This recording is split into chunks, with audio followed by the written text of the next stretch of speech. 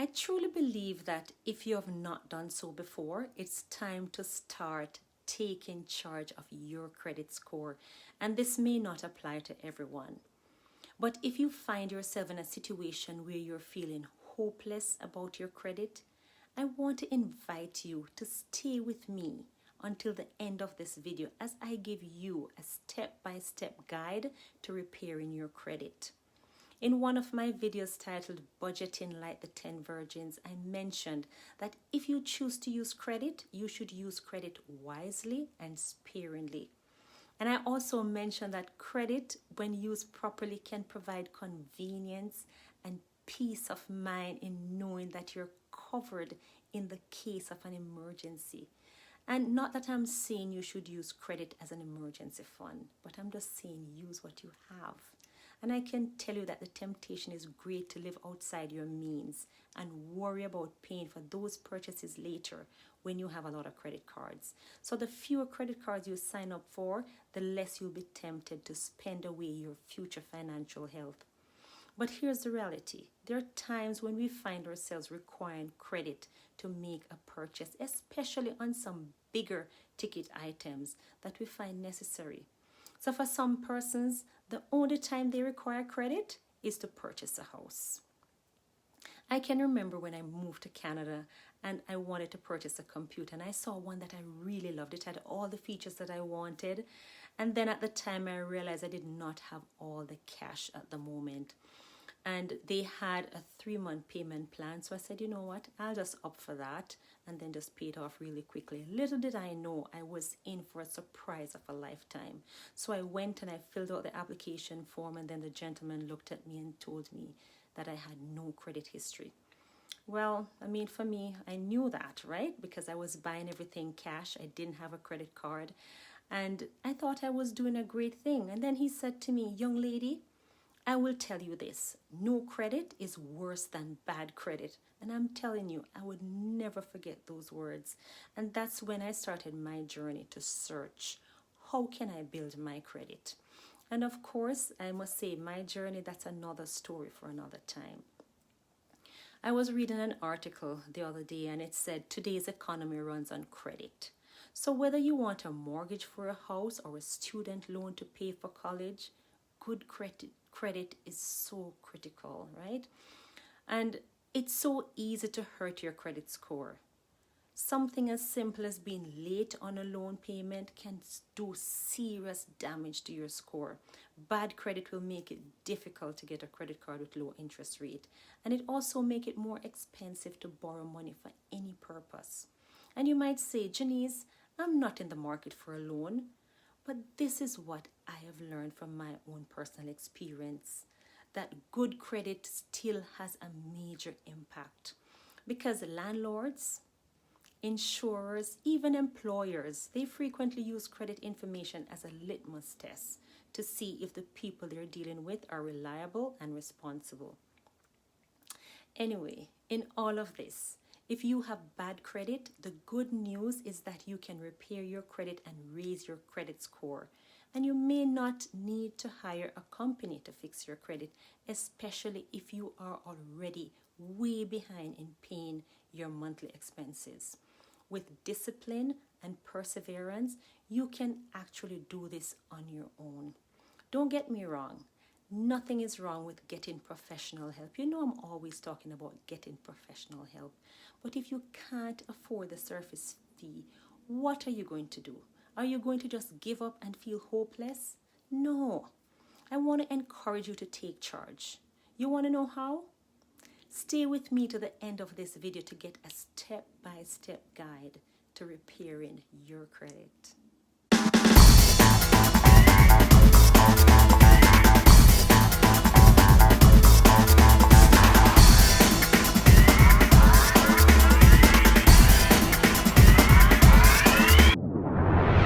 So as you take on this challenge to repair your credit, it's important to remember that repairing your credit score is a process that takes time.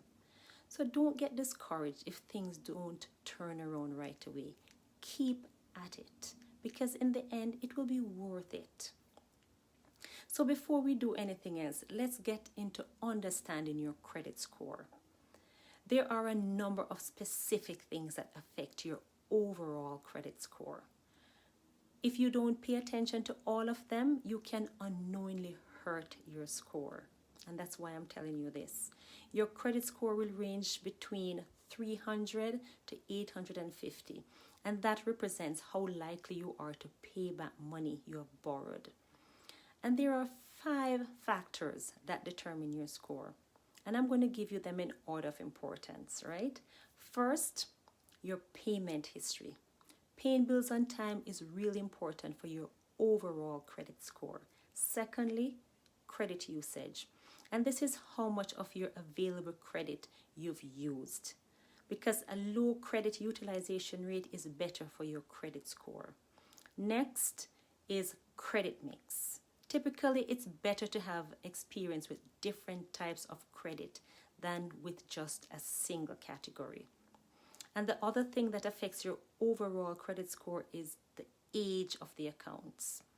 And generally speaking, the longer you've had credit, the higher your score.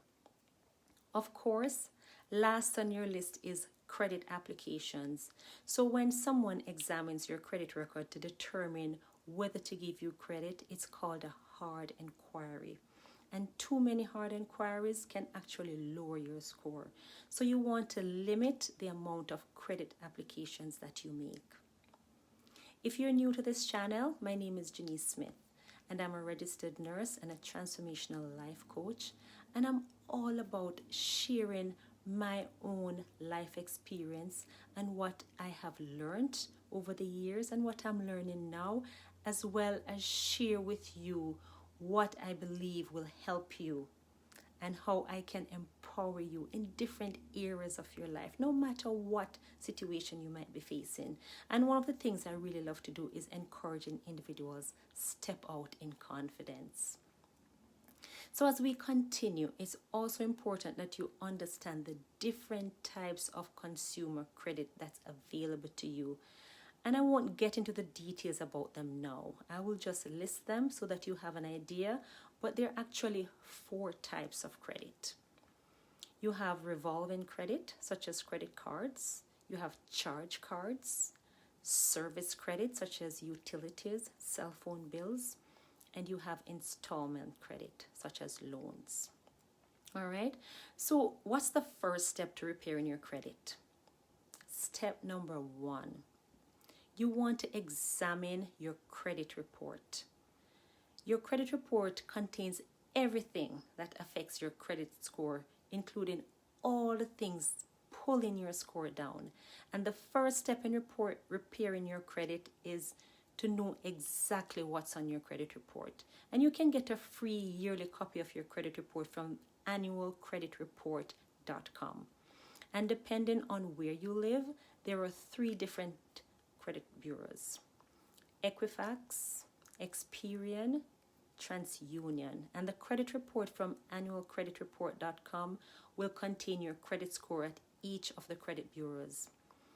Once you've obtained your credit report, you need to read it closely. And then on the report, you should see your personal information, and you also see credit information, public record data, and hard credit inquiries. And then as you read your report, I want you to pay close attention to a few things that I'll mention. And you're going to approach each of the situations differently. So you may want to use different colored highlighters, or you can use pen just to flag each type of scenario, right? So you want to look for errors. Also look for past due accounts and current credit accounts. And when you're reading your credit report for the first time, it can be overwhelming. But if you're feeling like this, remember that you're only going to be taking one step at a time. So for now, just focus on highlighting all the important information. That's it. So on to step 2. Step 2 is where you're going to dispute errors. So if you think that any information on the credit report is incorrect or incomplete, you have the right to dispute it. Credit disputes can be made online or by phone or through the mail. and you should receive instructions about how to file a dispute when you order your credit report. And errors on your credit report happen for 4 different reasons. It could be a creditor mistake, or collection agency error, or it could very well be stolen identity. And the last thing might be an existing account compromised, right? So if you believe your identity was stolen, it's so critical that you take immediate action, because the longer you wait, the more fraudulent activity can take place on your account. And the same goes for a compromised account. So make sure you contact the appropriate parties as soon as possible. If there are errors on your report, not fraud, there are a number of ways you can dispute them. So filing online is the quickest and the easiest way to do it. The problem is that you don't have any evidence or a paper trail regarding your dispute.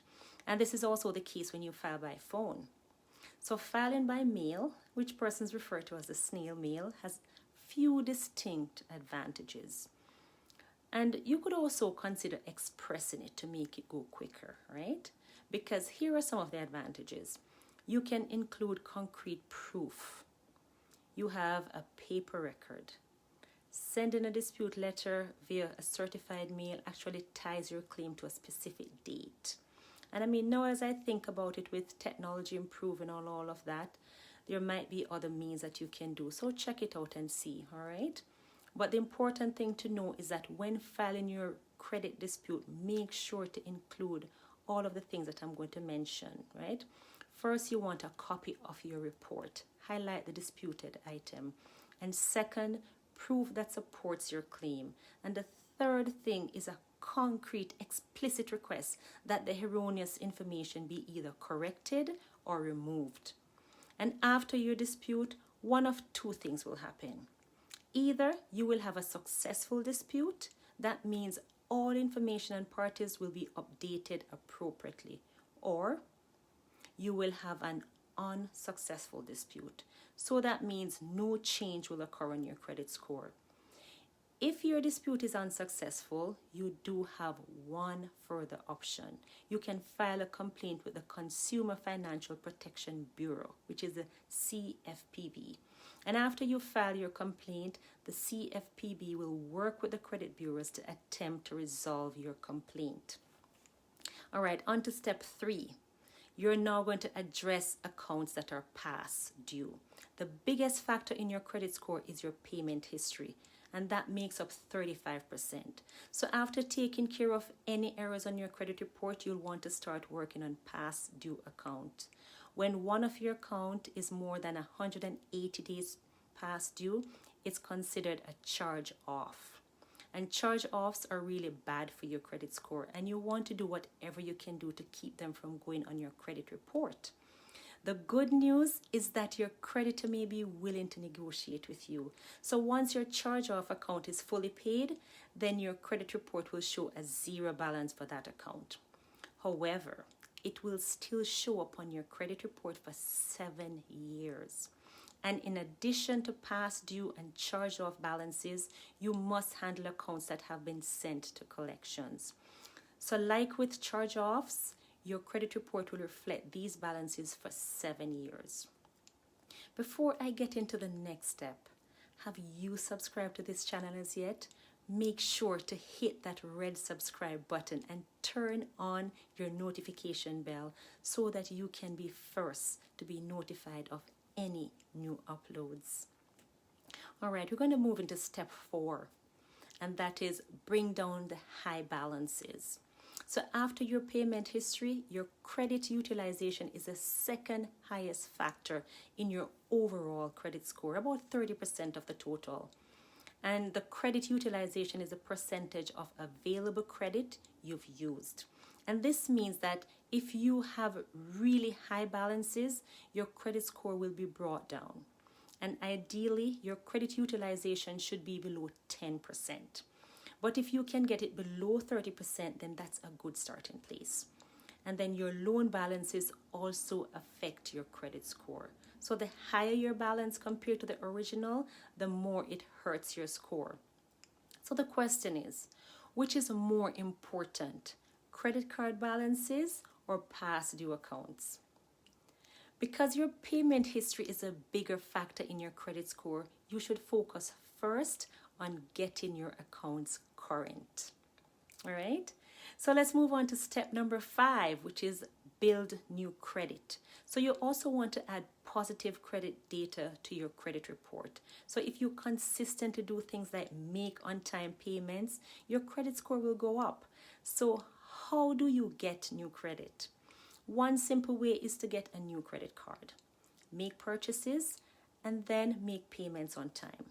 And you can apply for a credit card from one of the major companies. And when you search for a card, look very closely at the recommended credit score.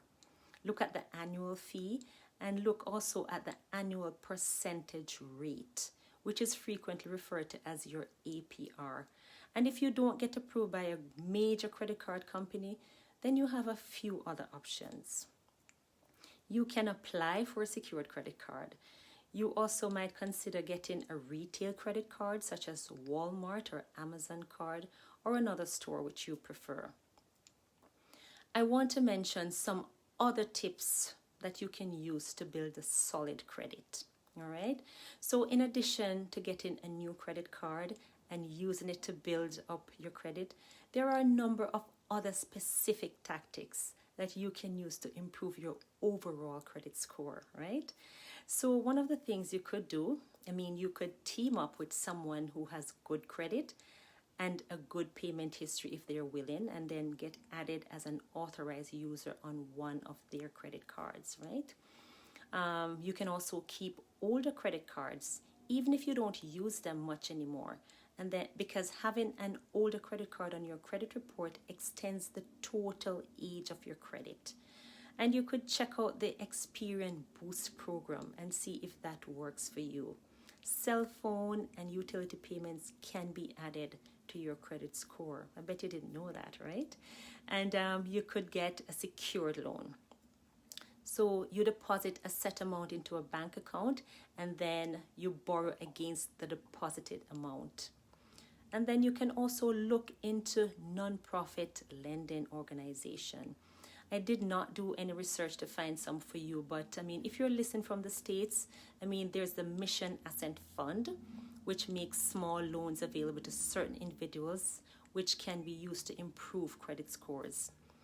I will leave that research for you just to check into your local area for any non-profit lending organizations.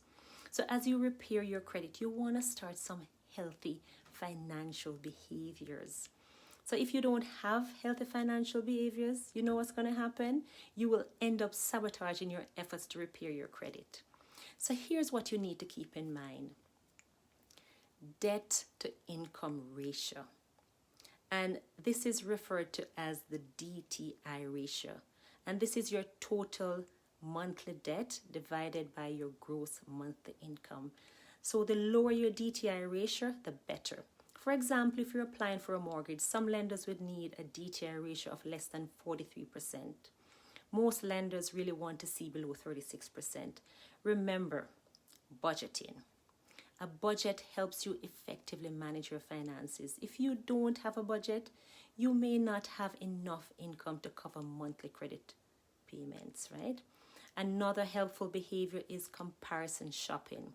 Different lenders offer different interest rates and fees. So compare different lenders against each other and go with the one that offers you the best deal. Fraud protection is one important area that a lot of people overlook. It's absolutely essential that you work hard to protect yourself against fraud. So keep a close watch on your credit statements for anything that looks suspicious. If you see anything, immediately contact the credit card issuer. Well, that was a lot of information, and I certainly hope that you found these steps useful. I want to say thank you so much for joining.